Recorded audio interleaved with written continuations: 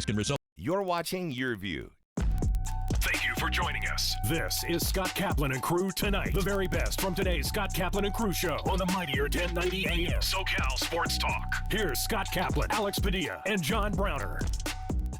Hey, great friends. What is going on? It is a Thursday afternoon here on Kaplan and Crew with Grande and the Brown Man. Hey, look, if you are listening to us today on 1090 on the radio, terrestrial radio airwaves, AM 1090, blasting throughout all of Southern California, we're happy to have you guys along. I'm telling you, man, when I go to the racetrack, and I know today's Thursday, and Del Mar will reopen today at 2 p.m., and so you got a full weekend of racing coming your way. But when I go to the track, there's a crowd there that always tells me, dude, I love that you guys are back on the radio. And believe me, I'm very happy that you guys do.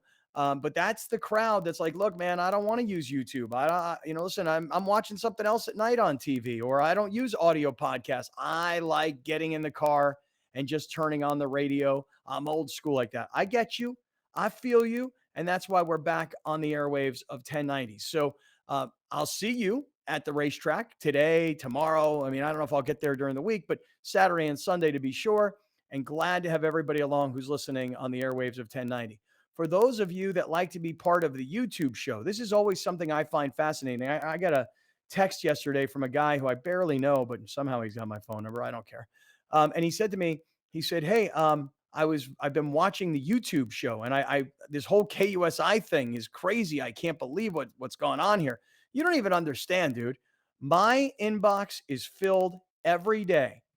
Current people who work at KUSI, producers, on-air anchors, former reporters, and the abusive work environment that they're reporting to me, like as if I'm their employment attorney. Look, all I did was say, for the small amount of money that they were paying me, I don't need to kiss anybody's ass. And that's why I bounced. But it's amazing what has happened. And again, the reason I'm bringing it up is because one of the guys who found out about this whole KUSI thing was he was watching on YouTube. And I was kind of surprised to hear that, because I actually thought this guy would have been, more of a radio listener, but he's a YouTube viewer. So happy to have everybody who's with us on YouTube. Hey, thumbs up, comment down below, get involved in the YouTube chat. We have a lot of fun over here on the YouTube chat while the on-air product is actually happening. So 1090 listeners, YouTube viewers, and tonight, hey, if tonight you're at home and you're watching television, we are on Channel 4 San Diego, Channel 4 Santa Barbara. If you're in Palos Verdes or Orange County, it's Channel 118 on Cox and Spectrum Cable. It's part of the Cox Your View network on Channel 4. Last night, I was driving down the road. It's about 7:40 p.m. I call my boy Craig Dato, the chief marketing officer over at Del Mar. I go, yo, what are you doing? He said, I'm watching the Olympics right now. This is 7:40 at night. I go, dude, I thought your favorite TV show was Kaplan and Crew. He goes, oh, yeah. He turns it on, and there we were, popped up right on his TV. And all he does is he goes, frickin' Browner. I have no idea what Browner was saying at the time, but that was Dato's comment, frickin' Browner. So listen, radio, YouTube, TV, audio podcast platforms, you're catching up over the weekend. We're happy to have you wherever you're listening, wherever you're watching, okay? I was at Rams training camp yesterday, and I'm going to tell you, and it's probably no different than anywhere else in the NFL, but at Rams training camp, nobody is bashful about believing that the Rams are a real Super Bowl contender. The Dodgers won the World Series. The Rams were in the playoffs. They were in a Super Bowl just a couple years ago. The Lakers have won a world title. They've revamped their roster. And the Rams kind of have that, they sort of fit with these other teams that are pursuing a championship and believing that they've got a real shot to win a championship. And I mention all of this because tonight, hey, man, it's time. The NFL will start tonight. And I got it. It's the first preseason game of the year, and it doesn't really mean anything other than leading into the Hall of Fame weekend. Shout out to my man, John Lynch. Super excited for John Lynch and his family to be going into the Pro Football Hall of Fame. But football starts tonight. And the one thing I can tell you, having been at Rams camp yesterday, is they believe they are a real Super Bowl contender. I'm not so sure. I'm just telling you what they believe. So football gets kicked off tonight in the middle of this crazy baseball race. So we got a lot to get to, obviously. And to get us started, let me say good afternoon and get some opening thoughts from mi hermano numero uno, Grande Alejandro Padilla. He's representing the 805, Oxnard, California's favorite son, Ventura County in La Casa. So here we go. Grande, opening thoughts. Good afternoon. I think I'm just basically the Olympic reporter of the show because I'm the only one watching it. Last night, I was sitting in front of my television watching men's shot put. Yeah, that's worse than F1. I'm watching men's shot put. Two Americans going head to head, breaking Olympic records every throw, and it was won by this dude who's a monster, Ryan Krauser. Ryan Krauser threw that shot. Is it a shot put? Is it a ball? Whatever it's called. 76.44 feet. Why is that impressive? That ball weighs 16 pounds. Imagine getting a 16-pound bowling ball, standing on a free throw line in an NBA court, and throwing it to the other side of the baseline. That's 76 feet. Like, that's freaking crazy. That is insane. I know that ball's not the size of a bowling ball, but it weighs a 16. Imagine 16 pounds. You stand on the free throw line and you shot put it to the other side of the court. And that's what he did. And then an American finished in silver as well. And a guy from New Zealand finished third. I watched that. And then I watched the failure of the men's relay team again, which was bad, embarrassing. And then me and my fiance ended up finishing the night watching platform diving. So like women's platform diving, which is absolutely freaking insane. Like they were talking about, wrist injuries and stuff. Like there was a woman who has competed in professional diving for, I believe, 18 years, and her wrists are so jacked up that she had to get like custom made wrist guards because of the amount of pressure that goes into your hands when you dive from, I think it was 10 meters or 30 feet up in the air. That was insane, dude. Like the stuff they do. Is it when you hit the water? Is it like when you hit the Correct. water that when it does the So, damage to your wrist? so because if you're watching, you don't go with you don't go with your fingertips. They actually go palms down. Mhm. Like that's how they dive. So all that pressure from 30 feet up, I guess, pushes up into your wrist. And if you do it long enough, you're just going to develop some crazy wrist injuries. So like the 13-year-old girl or 14-year-old girl, excuse me, from China, no wrist braces because she's 14 and she's got fresh wrists. But the 28-year-old from Australia who's been doing this since she was 12, she got messed up wrists. So that's I don't know, man. I think that's what makes the Olympics fun to me. I don't know. There's something about it. And then I actually, John, turned on the cock, watched Peacock, and watched Team USA until they built about a 12-point lead. And I was like, all right, they're going to win this thing. I'm out. Bedtime, 10:30. So watched a lot of Olympics last night. A lot. I'm gonna admit this, and I'm kind of embarrassed about it. I'm just catching bits and pieces, and I'm getting most of my Olympic coverage on Twitter because they've got the Tokyo Olympics Twitter account, and they just put highlights on there all day long. So I'm just watching and keeping up on Twitter, and it's like last night I was at Rams training camp till 7 o'clock. I got on the road, call it 7:15. I got home to Solana Beach, call it like 8:15. And then I went, yeah, I got home pretty quickly. There was really no traffic. And then I got to my girlfriend's house, call it like 8:30, 8:45. At that point, it's late already. And she and I are making dinner. I mean, we're having like a late dinner here. And on television, I would put on, a baseball game. Or I mean, just like my natural inclination is to watch a baseball game rather than to watch the Olympics. But I did see those shot putter guys. And what's so amazing about the shot putters is you think of everybody in the Olympics as being in like the best shape of their lives because you see how the gymnasts are all ripped, the track and field runner types are all lean and ripped. Everybody is just in great shape. And the guys who throw the shot put are big dudes. They're like offensive linemen. They're like the big guys, they seem like they're 6'5", 300 pounds, Look like the mountain in Game of Thrones. Yeah, they look like guys who do those weightlifting competitions, like the Okay. strongman competitions. That's what they look like. So my daughter, who's 14, is like, "Why are these guys so fat?" I'm like, "It's not that they're fat. It's that that's the way that body type performs in that sport. You got to be big. You got to be heavy. You got to be athletic. You got to be able to move. You got to be able to throw. But without that weight, you don't have the strength and the power." So I just kept thinking to myself, like, as if I'm getting ready for the Olympics and I'm a shot putter, what's on my diet? Everything.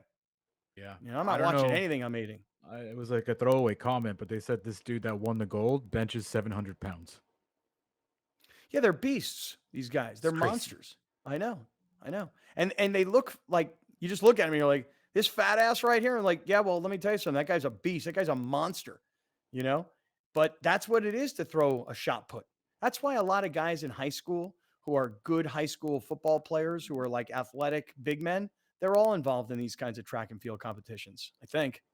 Anyway, Alex, thanks for bringing us some Olympic coverage, because honestly, I'm not watching nearly as much as I anticipated I'd be watching. Yeah, you're welcome. There you go. Good man. Thank you. All right, everybody. Say hello to this young fella right here. He's 6'7" tall. He's twisted steel, sex appeal, big sacks, Big Macs, the hot take machine, and a man known internationally to the ladies as the Brown Saw. This brother brings a street cred from what used to be known as the 7 Mile Casino Podcast Shed, but he's moved indoors to the air conditioning, to the good lighting of the new Kaplan and Crew HQ in Sorrento Valley. Everybody from the south side of Chicago, the Brown Man, JB, Big Brown, John Browner in the house. Brown? People, if you're going to tweet something, own what you tweet, you know? If you're going to be out there talking big with your chest, ain't no deletion, okay? Ain't no deletion without completion, okay? A wise man once said that. Really? Yeah. When? Can you say it again? Ain't no completion with deletion. Nah, that's not what you said. The other way around. Ain't no deletion with completion. Right. Who's the wise man? It's history, man. History. So like when you go, like, I think it was like 15 AD. Yeah. Oh, okay. Got it. It wasn't 15 seconds ago. Got it. No. That's 15 AD. This is like It's like on the tablets with Moses and stuff. This is BC. So what I got It's on the tablets with Moses. Yeah. Here's the commandments, everybody. Oh yeah, here's one. Ain't no deletion without some completion. Right. Everybody, yeah, Moses. It was on the back. It was on the back. Brian, dog, you knew what you was getting into. So now you're going to delete that? You talking tough. You can't delete tweets, dog, if you're going to talk tough. If you're going to walk with your chest, you Brian, dog. You supposed to be telling people you the GOAT. You already told people you're the greatest player ever on your show to shop. So what you doing deleting this? Just like the tweets say, bro, keep that same energy, Brian. You keep that same energy too. Because I think you might have looked around as well and went, damn, we are old. I might want to pipe down. Come on, dog. Brian, you on the hit list. You saved the Padres closer from being on the hit list today. You, LeBron, you on the hit list, bro. Stop deleting stuff. Own it, big fella. Own it. I like the hit list today. I do. I don't understand why. Should we like talk about go to step one like we always have to? Because people are like, what? Braun? Yeah. What? Eh? Yeah. Yeah, let's go to step one. Not right, everybody knows what you're talking about. I know. Every day. He does this. He That's comes a big in. Story. It might be. Listen, and even if it is a big story, it doesn't mean that like most people don't even know it. Because let me explain something to you. Most people have lives. Okay, they got jobs, they got families, they got things to do. They're not as Twitter centric as you might think. So yeah, Alex, if you could fill in the blanks, because Browner went to like 98% of the story, and now we got to backtrack and go back to to ground zero. Afternoon, LeBron tweeted this: "Keep talking about my squad, our personal ages, or our personnel ages, the way he plays. He stays injured. We're past our time in this league, etc., etc., etc. Do me one favor, please! Exclamation point times 4, and I mean please! Exclamation point times 3. Prayer hands up. Keep that same narrative energy when it begins. That's all I ask. Hashtag thank you. Crown emoji. I also think I knew why he took it down. Because he misspelled like half the things. A lot of misplaced words. Yeah. He need Grammarly. He did it twice. And I think he corrected it the second time, and it still had mistakes, and he deleted it again. Mm-hmm. That is what LeBron tweeted last night. So I don't understand. Grammarly, bro. It's $39. I don't understand what LeBron's deal is. Seriously. Like, okay, dude, you are considered the best player of your generation. you are considered one of the greatest players of all time. You have won multiple championships. You are a billionaire. Not only are you an international basketball star, you are really an iconic figure, again, of your generation. In And I don't mean sports. just, I don't mean just in sports. I mean outside of sports, Mm-hmm. because LeBron James is, yes, he's a Hall of Fame basketball player and one of the greatest of all time, but he's also a media mogul. He's a commercial pitchman. An He's an actor. he's now a thespian. I mean, he is an international superstar, you know? And I don't understand why he feels this need to like go at people on social media about a little bit of criticism. And by the way, when I say a little bit, let me explain what I mean. 90% of the people that I read, listen to, watch on television, etc., 90% of them love what the Lakers have done. Seriously. Like, I talked to a buddy of mine last night. He's one of the smartest basketball fans I know. And I said, "So what do you think about what the Lakers have done?" He goes, "I love it. I absolutely love what they've done." And I'm like, "Okay, kind of give me a little bit more." And he starts going into, Carmelo and Dwight and this guy and that guy, some of the guys that you don't even know their names so much because they played in Detroit, or, they were a bench player in Miami. I love what they've done. What I'm getting at is this: 90% of the people that I hear talking about the Lakers think the Lakers roster redo is awesome. Can I And defend there's LeBron for a sec? yeah, go ahead. Oh, Because- no way. Really? No, it's not even about what he's tweeting. I would just, it's the defense of LeBron. If LeBron tweets 1 + 1 = 2, his like mentions will call him a dumbass. Anyways, like anything that dude tweets, like will be received with a lot of negativity immediately. So I get what you're saying, Scott, in your life, what you've read, what you've seen, but we also not live in LeBron's mentions.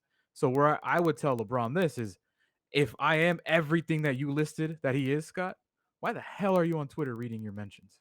Right. I was just about to say I don't think he does. I think he reads them. 100% reads his mentions. You think so? 100% reads his mentions. God, That he's the most. We've said this before. He's the most aware athlete about what people say about him. Then we always talk about that. That guy knows exactly what he's doing when he swears things on interviews, when he posts stuff online. Like, he's aware of what is being said about him. But okay, hold on. I'm not saying I know what is going on his mentions, okay? But seriously, like, most analysts that I've heard break down NBA free agency and what the Lakers have gotten, most people think the Lakers have revamped their roster and they're much better. And by the way, Vegas has installed them as the favorite to win the NBA championship next year. So all I'm trying to say is this. All I'm saying is this. Why is LeBron out there publicly saying, "Please, please, please doubt us. Please talk about how old we are. Please talk about the personnel on the team. Please talk about how we're always hurt. Please have this same narrative when the season starts." It's like, is this what motivates you? Is this what drives you this late in your career, with the $1 billion that you've made, with the multiple championships that you've won? Is this really what drives you? Is this what you were talking about after you won the title in the bubble? I want my damn respect too. Like, really? Like, this is what drives LeBron James, the narrative of analysts on television or the nobodies on Twitter? This is really what drives LeBron freaking James now? Dude, put your team together and go to practice. Start getting to work with each other. Shut up and Stop worrying dribble. Oh my God. That Scott just told him to shut up and dribble. Wow. Actually, you did. Actually, you did. Wow. You said get your team together and go to practice. Right. man. Right. Rather Shut than up being and on dribble. Twitter, Don't dude. tweet. Don't talk. No, listen. Go to listen. practice. Wow. I gotta Scott. back you, Woo. Scott. Alex, you said that. That's Huh? not what Scott was saying. Scott did not say those words, but he basically just said, "Stop tweeting, shut up, and go practice." No, what I said was put your team together and start getting it and start working on your team Yeah. rather than worrying about what all the losers are saying on Twitter. Alex, you went all Laura Ingram on him. Yeah, Laura Ingraham. Wow, can't believe you, dog. You supposed to be progressive. Yo, I'm Team LeBron. He can tweet whatever the hell he wants. I love it because there's always gonna be two haters like you, and no matter what he says. Oh, I'm not now a it's hater. whoa. Wait a minute. What you doing? Oh, you turn the Yeah. tide on me. I didn't tell nobody to shut up and dribble. The dude can't tweet anything about anything without somebody saying, Ooh, "Why is he doing that? Why is he doing that? listen, Why is he I doing just try that?" to Oh, turn I'm it on just other wondering, people. like, why this bothers him. I wonder why it bothers you that he needs motivation at 37 years old. Like Does he the really guy that's need won, the motivation? guy that's won 4 championships, been to Oh. like 12, 13 finals, and guy needs Oh some my motivation. God. Did you need a ambulance on your way to help save LeBron, dog? What you doing? No, I'm just saying. If the three of us pile up on LeBron, what fun is that? Oh, ambulance on the two- way. Look out. You Wow. two sound like a bunch of Oh haters. my God. Look You at sound like Laura Ingraham. You do. Oh. Wow, I guess you are going to go to work for Wow. Fox Scott, News. maybe What is you. what time? Where's your Newsmax time slot? How about this, Scott? Stop hating and go to commercial. Oh, how about that? All right, we'll do that. All right, we will do that. All right, listen, we're just underway. We are officially underway. We are in the 7 Mile Casino Studios. We got a ton to get to, and we're just getting rolling. Dodgers big night, not so good for the Padres. Uh-oh, could be in trouble. Stick around. We'll be right back with more of Scott Kaplan and Crew tonight. The very best from today's Scott Kaplan and Crew show on the mightier 1090 AM. A new generation of radio. SoCal Sports Talk. Kaplan and Crew tonight is brought to you by BMW San Diego, your certified BMW dealer, serving drivers throughout San Diego and the surrounding areas.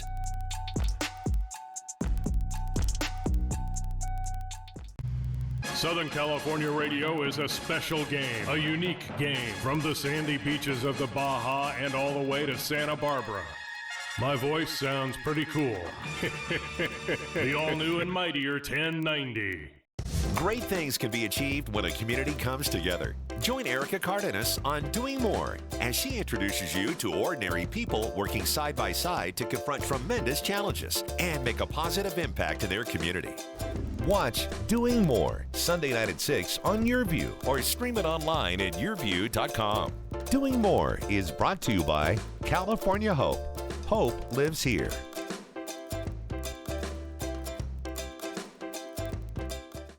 At La Jolla Cosmetic, we try to help people achieve well-being. And we feel that it's not only important to look good, but also feel good inside. And honestly, what a better opportunity to help my community than being a supporter of an organization such as Las Patronas. The mission of Las Patronas is to provide financial assistance to local nonprofits that are providing valuable community services in the areas of health, education, social services, and cultural arts. La Jolla Cosmetic has been one of our biggest supporters at Las Patronas, so we couldn't do what we do without their support. You feel the need and you see the need because we go to visit each grant applicant. Partnering with groups that are actually dedicated to help your community, it's the best thing that you can do as a responsible business. Time now for Kaplan and Crew tonight's Community Connect.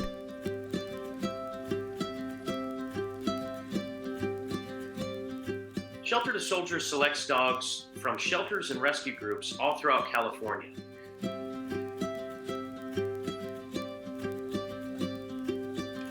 Our ideal candidate at Shelter to Soldier is 8 months to a year and a half old.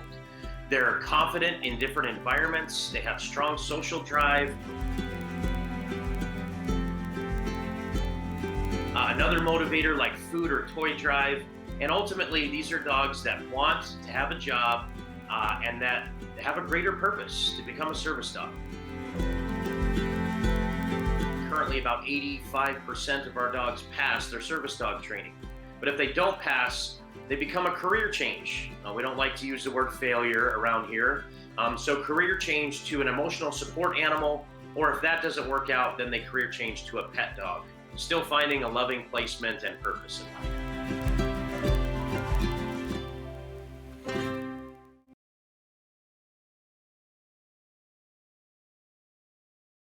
We are in the hope business. What we do every day And what we've done for 40 years is to provide kids and families going through critical illnesses hope that tomorrow's going to be a better day. My favorite wish is the next one, because that is the power of our organization, is to bring hope to kids who are going through something right now, and hope can't wait. So people can get involved now by donating resources. They can donate in kind. They can donate their time as volunteers. They can donate dollars, because kids are still getting diagnosed with illnesses that qualify for Make-A-Wish every day. So people can visit us online at sandiego.wish.org. They can visit us and follow us on social media. There are so many ways to get connected, and people can help in many, many different ways. We need your support now more than ever, because illness doesn't take a vacation and it doesn't take a break because of COVID-19. Our massive signal covers an area where over 24 million people reside. So if you're listening or advertising on another station, we have only one question. Why? The new generation of radio, the all-new and mightier 1090. Sometimes they say it might work, it might not work. And so I ask myself the question, like, why even get the vaccine if it can also harm you? For me, it's like taking a 50-50 chance. Hi, Andrea. Some say that the vaccine is harmful or that it might not work, but that's not true. Millions of people have been vaccinated with no ill effects, and I can tell you that getting the vaccine is far safer than not getting it.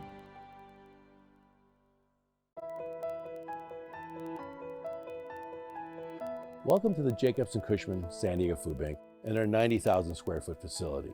We feed 350,000 people every single month. Many people ask, how can I help? You can volunteer for the San Diego Food Bank. Just go to sandiegofoodbank.org, register to volunteer. No group is too small, no group is too large, but those volunteers are integral to our success in feeding the community. Another way you can help is by hosting a food drive. Just go online and register your group, your company, or your organization. It's that easy. Another great way is through our virtual food drive, where you can literally buy food on our behalf. Lastly, another great way to make an impact is to go online and make a financial contribution to the San Diego or North County Food Bank. On behalf of the San Diego Food Bank, our staff, our volunteers, and the 350,000 people we serve every month, thank you for helping us fight hunger and feed hope in San Diego County. Here's Kaplan and Crew tonight's 60-second timeout with Haley Stasiak. Let's go ahead and take a look at Rams camp today. After Cam Akers tore his Achilles right before training camp, one of the question marks at camp is who will be the backup to Darrell Henderson Jr. at running back. Xavier Jones has made a case for himself, and head coach Sean McVay has taken note. Jake Funk has also shown improvements, according to McVay. Raven Calais and Otis Anderson round out the running backs group that is looking to earn their spot. Quarterback Matthew Stafford had a thumb contusion after hitting his thumb on a defender's helmet on Monday. The Rams brought in soft shells for players' helmets on Wednesday to help prevent any further potential injuries. Also on Wednesday, rookie wide receiver Tutu Atwell made his camp debut. Atwell was activated from the reserve COVID-19 list, which he was placed on July 26th, and is slowly easing back into things. That's your 60-second timeout. Now back to more Kaplan and Crew Tonight. Kaplan and Crew tonight's 60-second timeout is presented by Your View.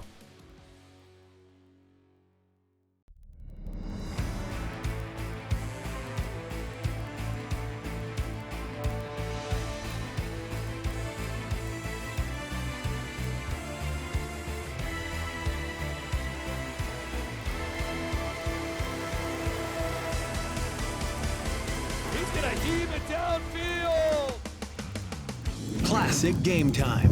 The best games from the past season on Your View.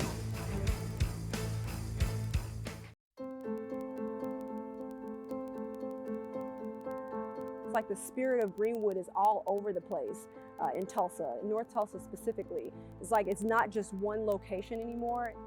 This is the beginning. This is a launching pad. This is not something that we just did to come together just for this moment.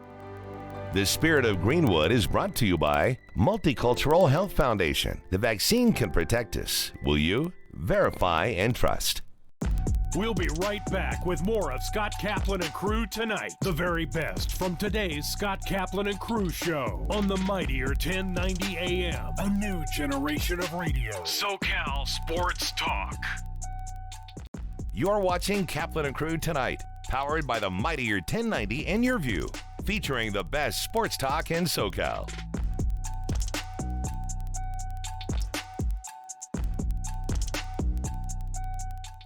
Hey, great friends, we welcome you back to the 7 Mile Casino studios of Kaplan and Crew, along with Grande and the Brown Man. So listen, last night, I want to talk about what happened at Dodger Stadium because Max Scherzer, who was traded from Washington to LA, goes out for his first pitching performance with the Dodgers in the middle of all the Dodger Astros craziness. And so I definitely want to talk about that. Now, while we were on the air yesterday, the Padres were playing against the Oakland A's and found a way to lose that game in extra innings. And so this is one of these things where I'm watching it every day. The Padres were the only winners 2 days ago, while the Giants and Dodgers lost and Cincinnati lost, who's kind of creeping up on them in the wild card. And yesterday, everybody won while the Padres lost. And I'm telling you, man, I am starting to have this bad feeling that as exciting as it is, and as much as the Padres are competitive and they're a part of the race, they seem to be trending downward. And again, after our conversation yesterday with Dr. David Chow about the future of Tatis and his shoulder, if Tatis doesn't come back, I mean, the energy and the swag of the Padres is not the same. So we'll get into a bunch of baseball stuff coming up. Again, we are in the 7 Mile Casino studios, along with Grande and the Brown Man. Did anybody, Alex, you mentioned earlier you were watching a lot of Olympics last night. Anybody see what happened at Dodger Stadium last evening? No, I did not. I did not tune in to watch what should have been a Padres starting pitcher pitch for the Dodgers. No, I did not. Tell you, man, Max Scherzer is such a pro. You know, like Yu Darvish is a really, really good Major League Baseball pitcher and has a ton of experience and has been in the World Series with the Dodgers. He was part of that World Series that the Dodgers lost to the Astros. But the Padres, they don't have a guy, in my opinion, like Scherzer, who's just such a pro's pro and such a leader kind of a personality.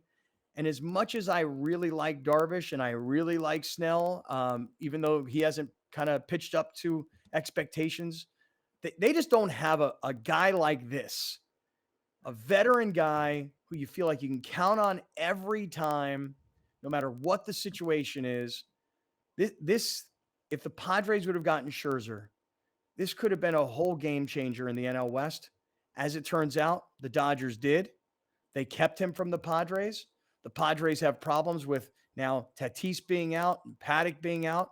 And the Dodgers, even though they lost the night before, with Mookie Betts, and by the way, Mookie playing second base is really interesting.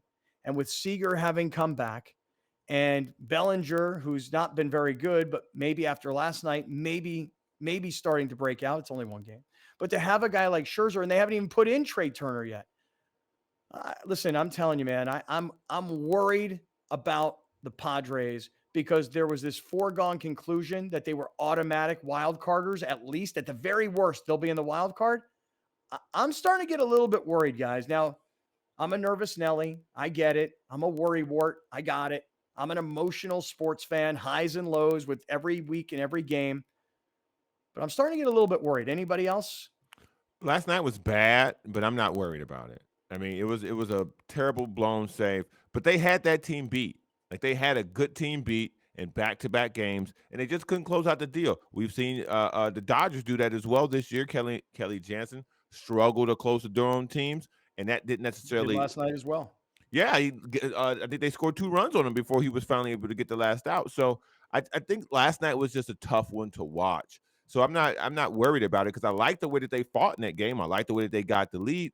You just got to find a way to hold on to it, and they couldn't at that particular time. But at this time of the year, against good teams, that's what we don't need. We need those to turn into wins. I think what my biggest issue with the Padres has been all season is that they've never been able – it seems like they've never been able to put it together in every aspect of the game, whether it's a consistently. starting pitching, bullpen, offense, defense. Yesterday, you didn't really have a great offensive day, but you did enough to get a lead. Joe Musgrove gives you a legit start, Mhm. and then your bullpen blows it, and that's been your strongest point of the entire season. That's been the only consistent.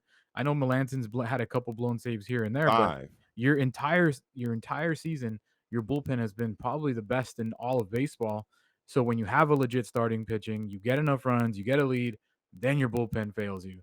That's been the frustrating part about the entire season, is that if it's not one thing, it's the other. And that's, I think, what Tingler's been saying too, is like, we haven't played our best baseball yet. We haven't been able to put it all together yet. And that's what's super frustrating. And that's what leads to, nervous Nellies and panic over there. Yeah, because listen, because it used to be, pre All-Star break, hey, it's early, it's a long season. Well, guess what? Now it's late and it's not that much longer of a season. And while we have been watching every day the NL West, and Alex, if you could put up on the screen for everybody that's watching, for those of you that are listening, we'll read it for you. Go ahead and take us through where we are in the standings, because remember, we're watching the Padres try and climb in the NL West. But we know how much better the Dodgers have gotten. And we know that with the addition of Chris Bryant, the Giants have gotten better and they haven't come back. That's the weird part, is that the Giants haven't come back at all. And the Padres haven't gone on a 10-game winning streak or an 8-game winning streak where they can actually get themselves involved in this race. Alex, take us through the standings. Yep, you got the Giants 68-40, Dodgers 65-44, 3.5 games back. They both won yesterday. Padres 62-48, now 7 games back. Okay. So here's the thing. So while we're looking at this graphic, okay, here's what I want to look at next, which is now we're on wild card watch.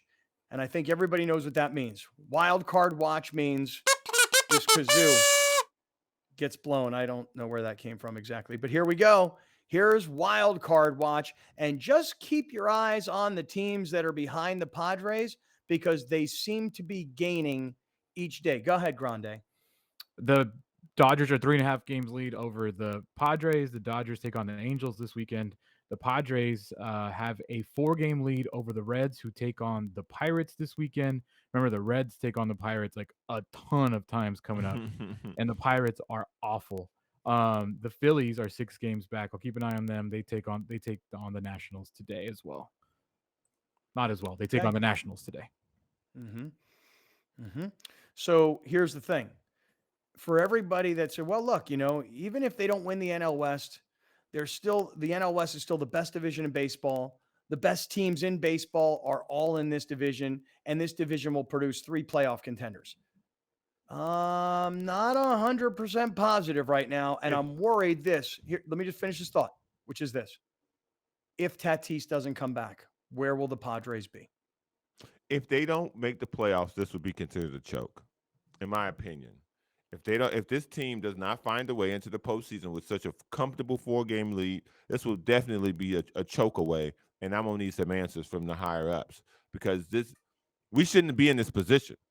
We should not be in this position. We've had injuries, but we've not had debilitating injuries. We had a couple of COVID spots here and there, but it didn't debilitate the team.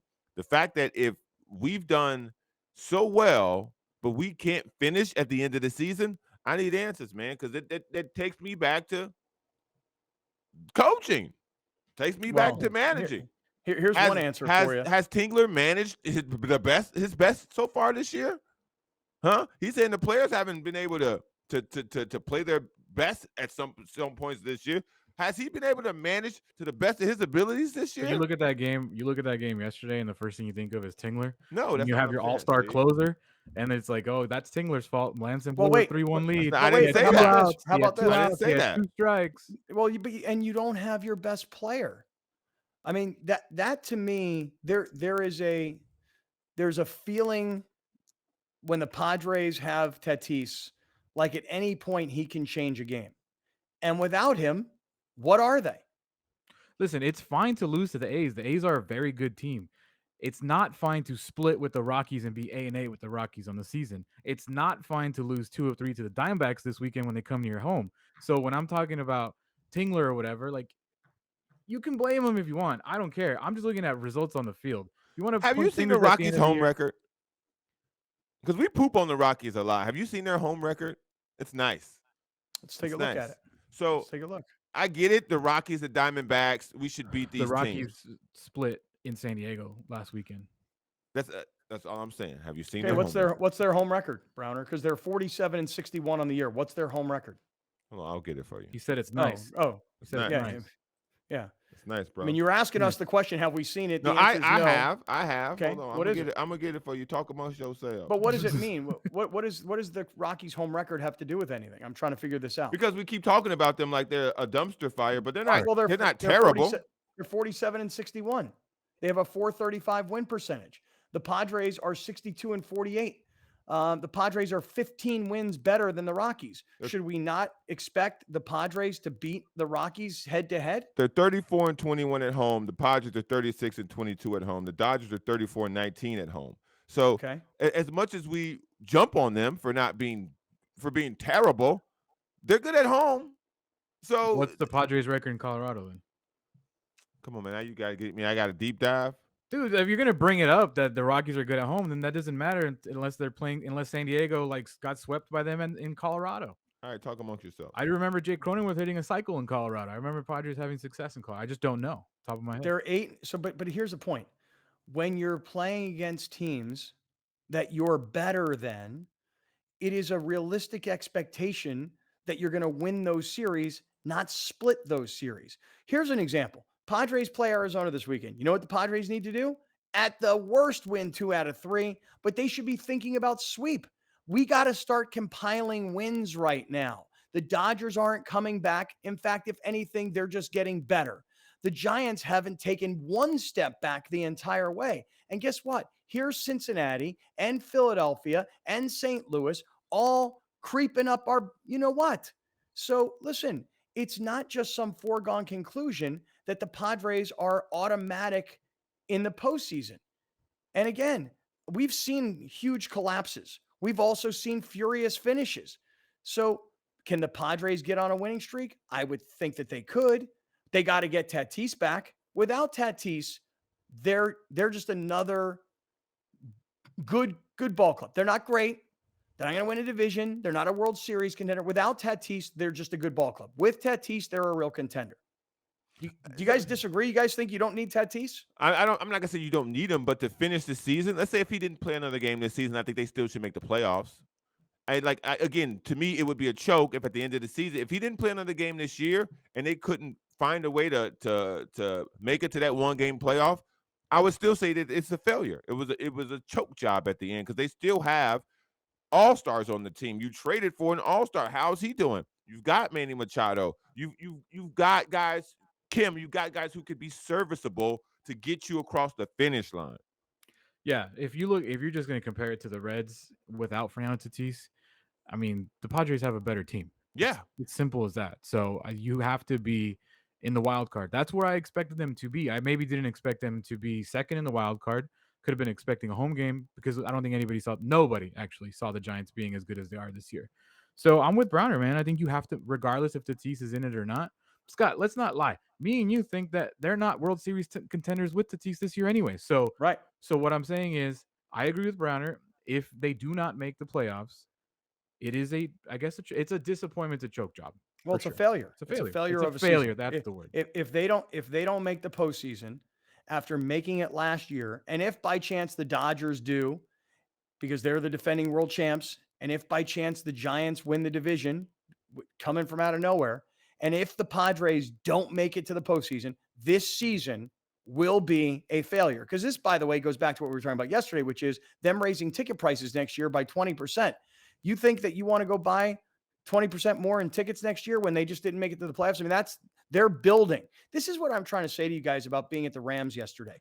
You know, nobody at the Rams is bashful about what the expectations are for the Rams. Now, not everybody has them as Super Bowl favorites, but everybody has them as Super Bowl contenders. And I've talked to Les Snead, their general manager, last week. I spent a good 15 minutes with Sean McVay talking about this yesterday, and they all think that based on where they are organizationally, where they are in their roster, based on who their quarterback is now, what they've added in their wide receiving core, what they've got remaining in their running backs, what their defensive line is all about, the improvement in their secondary. This is according to them. They honestly think, and they're not bashful about talking about, the Rams think they should be in the in the Super Bowl, or they should be a Super Bowl contender.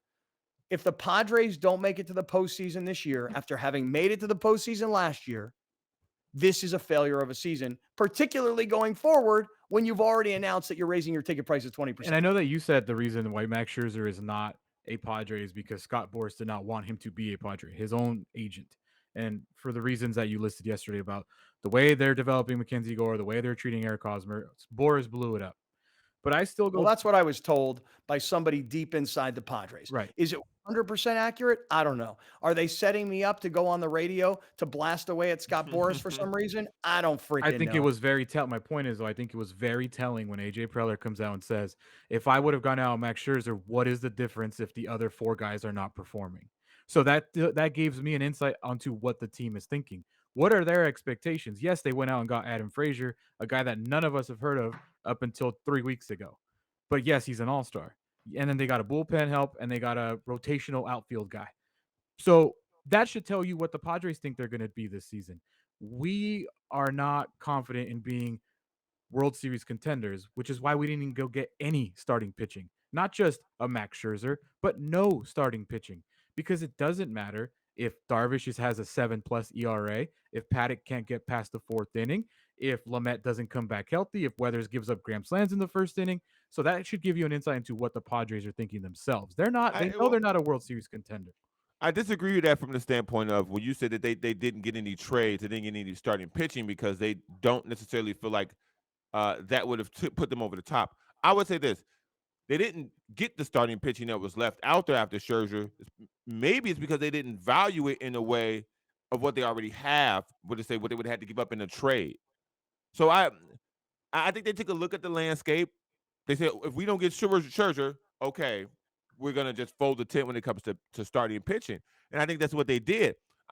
Just having guys out there doesn't mean you should bring those guys in. I was never high on this guy from Minnesota, Berrios or Cheerios or whatever the hell his name was. I'm like, I don't think it was Cheerios. Who is he? I don't think it was Honey Nut Cheerios. I don't think it was. Honey Nut Cheerios are great. They're very good. They're tasty. Nice banana, some fat-free milk. Yeah, listen, the Lovely. Dodgers gave up a ton. The Dodgers gave up a ton in terms of prospects, but the three of us, how many times have we proclaimed from the top of a mountain who gives a damn about prospects? Right. So I'm not going to sit here and be like, well, they valued what they have. What do they have? Well, what do they have? A double play machine, a number one prospect who is being hidden in some fortress in Arizona. And what else are they going to give up here? Like, what do they value so highly? We don't like prospects. We don't. But they're running a business in a long game. We don't like them. Clearly, the Dodgers don't care for them. The Dodgers care more about winning right now than they do about prospects. So we're on that bus. We're not. I thought we were on the winning right now bus, but yeah, I thought we so were too. too. I thought so too. I thought we were on the, hey, you know what? We made it to the playoffs last year, and we got a real chance this year. And head-to-head against the Dodgers, we feel really good about where we are. But then all of a sudden, the Dodgers made all these moves, and the rest of us got a smack of reality, which is they're serious about winning now, and they'll do it at any cost. And we're not. And the Padres are not. Well, let's not forget, too, that they did the pitchers they did acquire, Clevenger, Darvish, Snell, are not just for this year. They're for multiple years because they've said themselves, reminder, 2022. Ain't nobody trying to hear all that in 2021, and we right there. Ain't nobody trying to hear that. But you're not right there. You're 7 We games are right out of there. You're 7 We games right right there. now. We Where right we at? there. Where We we right at? there. Where We we? right- You know right where you know where you're at? You're closer to being out of the wild card than winning the NL West. That's where you're at. That is true. That is absolutely true. All right, stick around. Hold on one second. Listen, let me just tell you guys about one of our great sponsors, and then I actually want to switch it up a little bit because we've been talking a lot of baseball and a lot of football stuff I want to get to as well. Let me tell everybody about our friends at HES Solar. HESsolar.com is the website, and make it easy on yourself. Giving a phone number is ridiculous, okay? Nobody's driving down the road and can remember these phone numbers. For those of you that are watching on YouTube or on television, you can see it on the screen, 858-699-0760, but you're not going to remember it. Here's what you will remember. Spencer at HESsolar.com. Spencer at HESsolar.com. And then you've got your phone, and you can just pick it up and email Spencer, and he'll get back to you right away. If you have a business and you're trying to save money and you've got a big old fat electric bill, you can make it really small. And then you can take all that extra money from that electric bill and you can deploy it into other parts of your business. Maybe it's into human resources, meaning you need more people. Maybe it's into growth. Maybe it's into facilities, whatever it may be. Spencer Holt can help you because at HES Solar, they've helped the Brigantine family of restaurants with their corporate headquarters in Miramar, which is their brewery, and it's also their test kitchen, and it's where all their executives are. And they're saving $36,000 a year because Spencer went in and installed a solar system from HES Solar. Spencer at HESsolar.com is the email address, Spencer at HESsolar.com. Email him, business owners. He can help you save a ton of money like he has the Brigantine. All right, there you go. Hey guys, I want to talk about some NFL stuff. And for those of you that are watching on television at night on Channel 4 San Diego and Channel 4 in Santa Barbara and 118 in Palos Verdes in Orange County, to watch more of the show, you need to come to our YouTube channel. Because later on in today's show, Bert Grossman will be here. And we're going to talk to Bert about why he's been backstabbing me everywhere he goes. Wow. Social media. Yeah. Oh, yeah. Wow. Oh, yeah. On the radio. I mean, on our own network, he's been backstabbing me. And he took this job at KUSI rather than covering for his boy going, you know, man, Monday mornings, you know, I'm already on Prep Pigskin Report. Maybe you don't need too much of me. But no, he took that job as fast as he could. YouTube.com/Kaplan and Crew. So for everybody that's watching on TV, if you want to see more of the show, YouTube.com/Kaplan and Crew. We'll be right back with more of Scott Kaplan and Crew tonight. The very best from today's Scott Kaplan and Crew show on the mightier 1090 AM. A new generation of radio. SoCal Sports Talk. Kaplan and Crew tonight is brought to you by BMW San Diego, your certified BMW dealer, serving drivers throughout San Diego and the surrounding areas. Catch Kaplan and Crew Monday through Friday at 3 p.m. If you've listened to Scott Kaplan the last 20 years, you know one thing. He likes to stir up some shit. A new generation of radio. The all-new and mightier 1090. It's like the spirit of Greenwood is all over the place in Tulsa, North Tulsa specifically. It's like it's not just one location anymore. This is the beginning. This is a launching pad. This is not something that we just did to come together just for this moment. The Spirit of Greenwood is brought to you by Multicultural Health Foundation. The vaccine can protect us. Will you? Verify and trust. People often ask me, what is the Ronald McDonald House? We are a home away from home for families with a child in medical crisis. We opened our doors in 1980, and ever since then, our job has been to support families who have a child in the hospital. And those families often have kids who are very sick or perhaps injured. We're literally 5 minutes from the bedside here at the Ronald McDonald House. So if a mom and dad need to get to the bedside, they can get there very quickly. If it's possible to imagine a child in the hospital, you can begin to imagine the stress that a mom and dad are under when they're in there acting as partners in care for their child. Our job really is to give them a place where they can find some respite, some relaxation for a moment or two before they head back to the hospital. If you'd like to support the Ronald McDonald House, visit our website at rmhcsd.org.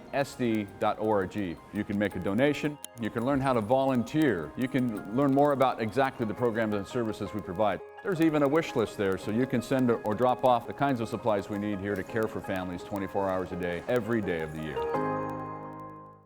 Kaplan and Crew tonight presents Sports in a Minute. Let's go ahead and catch you up on some Orange County Soccer Club news this week. On Thursday, the team announced that Sean Okoli is returning to Orange County. OCSC acquired Okoli via transfer from USL Championship club Austin Bold FC. The forward is no stranger to the OC. He spent the 2020 season with OCSC. He recorded 7 goals and 2 assists in 15 appearances last season. He led the team in goals as well as shots with 37. This season, Okoli has 3 goals in 13 appearances with Austin. Miko Kaningas made the USL Championship Team of the Week. Kaningas had a pair of assists and 6 key passes in OCSC's win over Oakland Roots on Saturday. Next up for OCSC is a home match against the LA Galaxy 2. Tune into the action right here on Your View. I'm Haley Stasiak. That's your sports in a minute. Now back to more Kaplan and Crew tonight.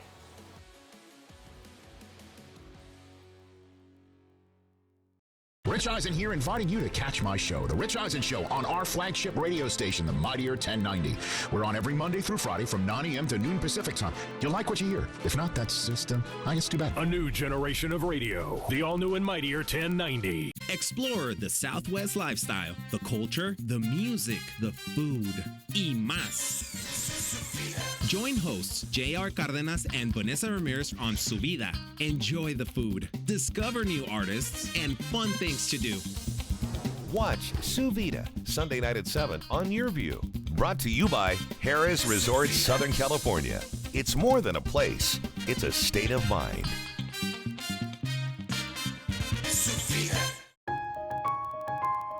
Love Promise moments are part of the mission of what we do here at Subaru El Cajon. A love promise moment is when we as human beings deliver an experience beyond exceptional to any one of our guests, and then that guest's life is positively affected by that interaction. It's amazing to watch what happens when two human beings talk on that level and create something magical. And sometimes they drive away with a car, sometimes they don't, but we've had an impact on that person's life, and that's the magic. You know, our employees react to things like Make-A-Wish, Feeding San Diego, and the other groups we help by jumping in. This year, through COVID, we were able to help a little girl out and got her a rather large scooter that she needed for mobility. We gave up our Christmas party as employees, and we actually adopted a wish of a young girl here in El Cajon, and we gave her a 3-wheel scooter so she didn't have to use her wheelchair all the time.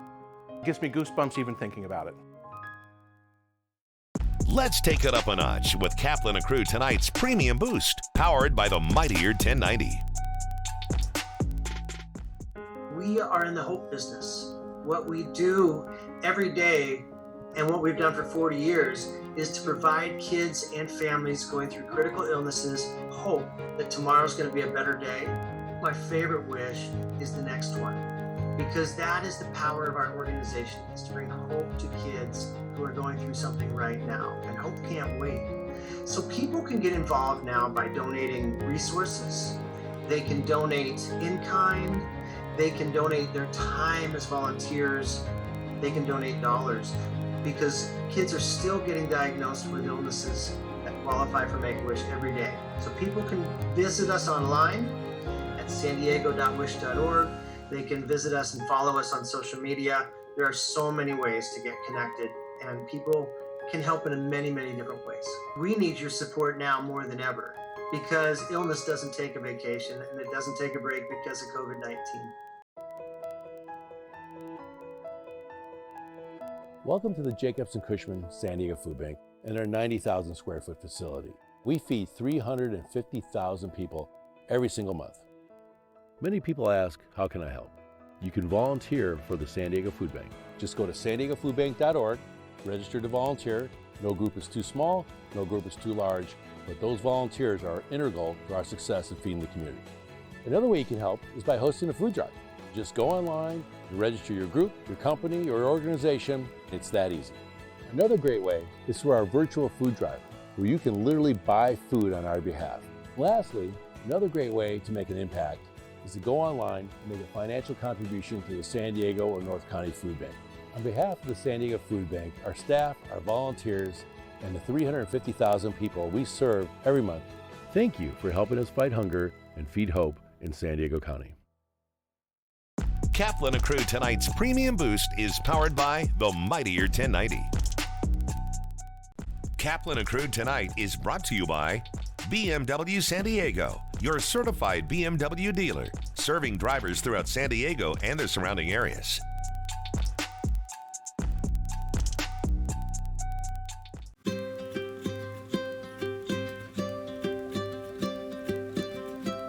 Shelter to Soldier selects dogs from shelters and rescue groups all throughout California. Our ideal candidate at Shelter to Soldier is 8 months to a year and a half old. They're confident in different environments, they have strong social drive, another motivator like food or toy drive, and ultimately these are dogs that want to have a job and that have a greater purpose to become a service dog.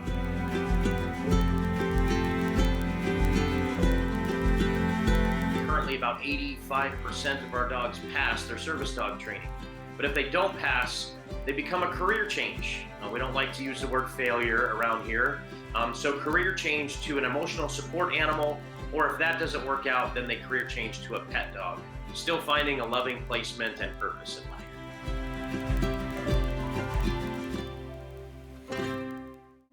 Thank you for joining us. Catch Scott Kaplan and crew tonight from 7 to 8 p.m. Pacific, every Monday through Friday. The very best from today's Scott Kaplan and crew show on the mightier 1090 AM. A new generation of radio, SoCal Sports Talk.